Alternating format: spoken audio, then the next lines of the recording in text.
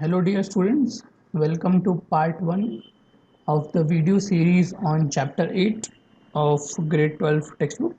The title of this chapter is Environment and Natural Resources. Uh, this is the overview of the chapter. So this is what the chapter covers. So this chapter examines the growing significance of environment as a resource issue in world politics. So, whenever we talk about world politics, we don't talk about things like environment. Most of the time, we discuss things like terrorism, global poverty, hunger, disease, epidemics. But environment is something we ignore. Of course, in the past few years, this debate has grown. So, in the comparative perspective, we can see that there is a discussion about environment going on. Greta Thunberg, like she is one of the current icons of in the environmental movement. Of course, there are many more people who have done much larger things, but she being a school going teenager, and she has shown such a interest in fighting global environmental issues that shows the potential of the coming generation and the interest they have in saving our earth. So the environmental movement, they started rising from the 1960 onwards, and in this chapter we'll understand why it was like after 1960 that people started talk about environmental issues more. Then we'll also talk about the notions of common property resources and global commons. We'll understand what are these terms. We'll also understand the stand taken by India in more recent environmental debates. So, like India and China, these are one of the most energy consuming countries of our time. Currently, these are energy hungry countries. So, and of course, you know that consumption of energy will lead to increase in carbon dioxide uh, release from the country. So, like, what is the stand of India? Like, how does India sees this? What does India sees its role in the environmental debate? Now, we'll also have a brief account of the geopolitics of resource competition. So, like as you see, natural resources are scarce, and that is why there is a competition to acquire those natural resources. I think there is nothing much to be explained here. We all know that how the Middle East has suffered because of the geopolitics of the region, how the Western countries have a vested interest in controlling the Middle East region so they can continue to use the natural resources, that is natural gas and petroleum lying there. So that explains this point. Now the chapter ends by taking note of the indigenous people's voice and also the concerns on the margins of contemporary world politics.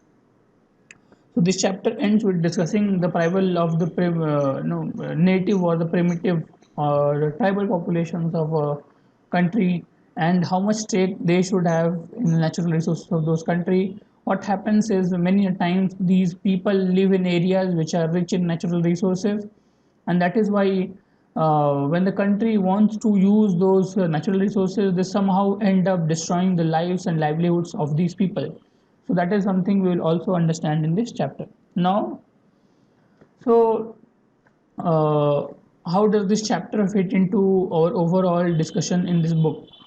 So the last chapter, that is chapter 7, we discussed about the security concerns of the contemporary world.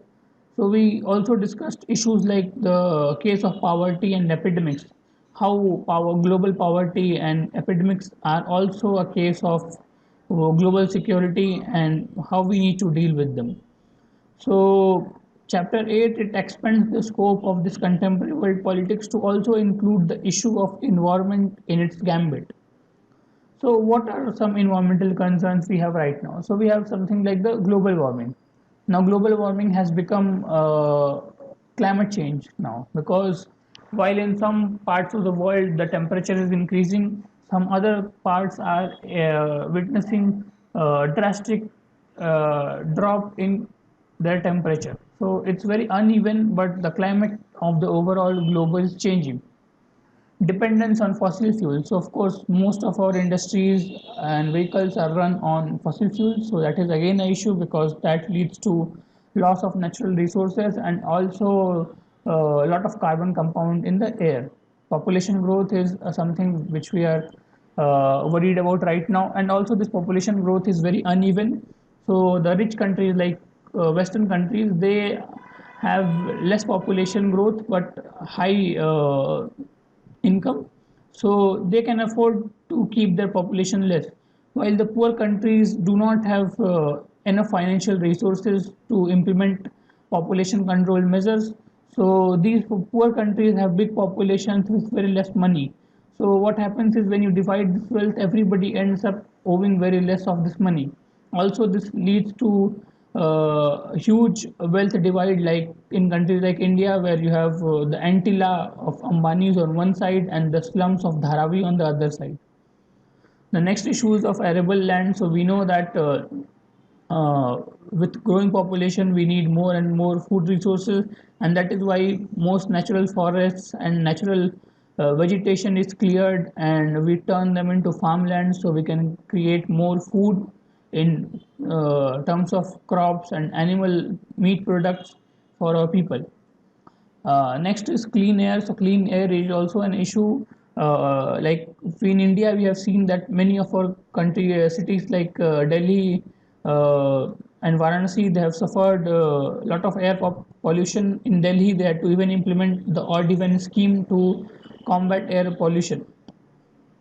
Fresh water is again environmental concern because most of the water on earth is in oceans and that is saline. We cannot use it.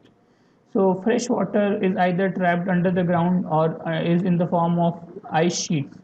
And these ice sheets are melting and the groundwater level is going down. So we might end up in a situation where we'll run out of fresh water, and that is why we need to discuss that. Pollution again is a issue right now. So pollution here means any kind of pollution, air pollution, noise pollution, land pollution, water pollution, and we have seen all these issues in the current contemporary times. Last is the issue of waste.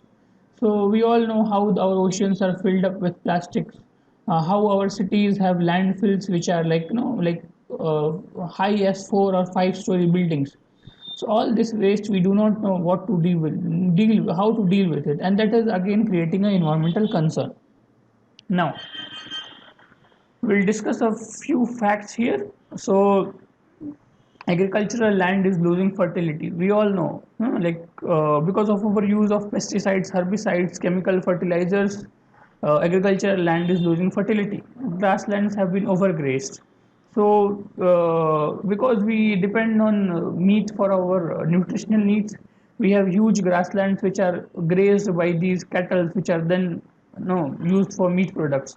So, because we have so many cattle, these overgraze these grasslands, and these grasslands are not able to grow themselves back to their original situation. Fisheries have been over harvested. So, our oceans also are suffering the same fate as earlier we used to use traditional means of fishing. So we will catch like a limited amount of fish and that will be replenished by the time we again go back for fishing. But now in the current times when we use fishing nets, mechanical fishing nets, then we are catching more fish that they can naturally replenish. So again we are no over harvesting our fish resources.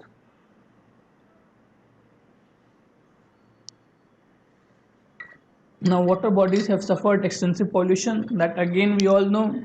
We release our factories and chemical producers, even our home waste water in the water bodies, and that is why our rivers, like particularly in India, Ganga River has been polluted a lot. The Yamuna River in Delhi, you will see a lot of white foam on it, and it's practically uh, very harmful and toxic. 63 million people have no access to safe water. So again, while in we in urban homes we can have our water RO purifier, poor people all over the country do not even have access to safe water. Their water is contaminated with various chemicals. If they drink that water, they are sure to get certain kind of diseases. Then 2.4 billion people have no access to sanitation. So while we people have access to modern plumbing, where we have clean toilets, most people do not even have access to toilets. Of course, under the Swachh Bharat Abhiyan in India, we tried to make sure that people have access to proper sanitation, but of course, that will take more resources and more efforts both by the government and the people.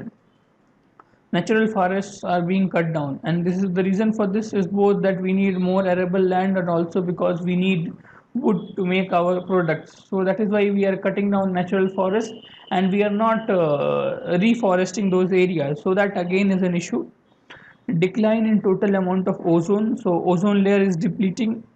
Recently we heard some good news that the ozone hole over Antarctica has been patched, but of course that took a lot of commitment and lot of work from all the countries all over the world, and we cannot take it for granted. The issue might again rise up, and that is why we need to be cautious about it. Coastal pollution too is increasing globally. So like I said, because we dump our wastes in the ocean, this waste gets collected at various places in the ocean and also at the coastal area. I don't think we need to explain this more, because when you visit the Marine Drive in Mumbai, you can always smell that horrible smell coming from the ocean front. Now, one might ask, how is any of this political? The obvious question is natural phenomena, environment, all this belongs to geography and environmental sciences. Why do we need to study it in political science? So the answer is simple, that government, that is the state, it can take steps to check environmental degradation. So like the picture here shows, odd even scheme by Delhi, it was by the state government to implement, to control air pollution in the region. So that is political. The Kejriwal government decided to do it, while the BJP and other were not very comfortable with the idea. They thought that it will not be practical to implement. So again, it's political. Now, but most of these issues are such that no single government can address them fully. So that is again an issue. Like if there is, for example, if there is air pollution in Delhi, well, Delhi government cannot do everything to control that air pollution, because we saw that the reason for this air pollution is not just from Delhi, but from surrounding areas like Punjab and Haryana and Uttar Pradesh, where these farmers burn the stubble in their fields, and this stubble then burning of the stubble leads to decrease in quality of air pollution, quality of air in Delhi. So Delhi government needs cooperation from other surrounding governments to combat this. But when you look at this from a world level, if one country is releasing a lot of carbon in the environment atmosphere, then the other countries need to do something to stop that government. Maybe give them better technology so they can use some kind of carbon capture, correct? Or even if they are not willing to do that, then impose certain kind of sanctions to make sure that this country does not do that. That is why this has to become part of world politics. Now, there is deeper politics involved in this discussion. So who causes environmental degradation? That is the question we need to ask. It is the rich countries or is it the poor countries? Is it the rich people or is it the poor people? Correct? And who pays the price? Correct? If one section of the pollution is creating this environmental population is creating this environmental problem, then who is paying the price? Is it the same section or the other section? So when rich people use a lot of ACs to keep their houses warm, they are safe from the additional heat that it generates. But it is the poor people who live without any AC or cooler in their houses that suffer from this. Correct? When we say that poor people use coal and firewood to cook their house, cook their food, and that is why it is creating air pollution. But when you look at these big industries, they release tons and tons of carbon in the atmosphere, and the products of those industries are used by the rich people. Even the rich people own those industries. So it is the poor people who pay the price for the rich people pursuing their dreams. So again, there is a political angle involved here. Who gets to use? Who is responsible for taking corrective action? If you say that normal people should not use plastic bags, but the big industries keep on packing their materials in plastic bag, then there is no point in it. You can saying that this small sabji wala should not use plastic bag means nothing if the big companies keep using plastic bag. Who gets to use how much of the natural resources of the earth, correct? Rich people own most of the natural resources, so naturally they use most of them. Should not poor people also get a fair share of these natural resources? So the commonality in all these discussions is that all these raise the issue of who wields how much power. The rich and powerful people have most of the power in the world, and they are the ones who are dictating the terms of this environmental debate. And what I want to tell is that politics about power, and when there is issue of power involved in the environmental debate, it automatically becomes political.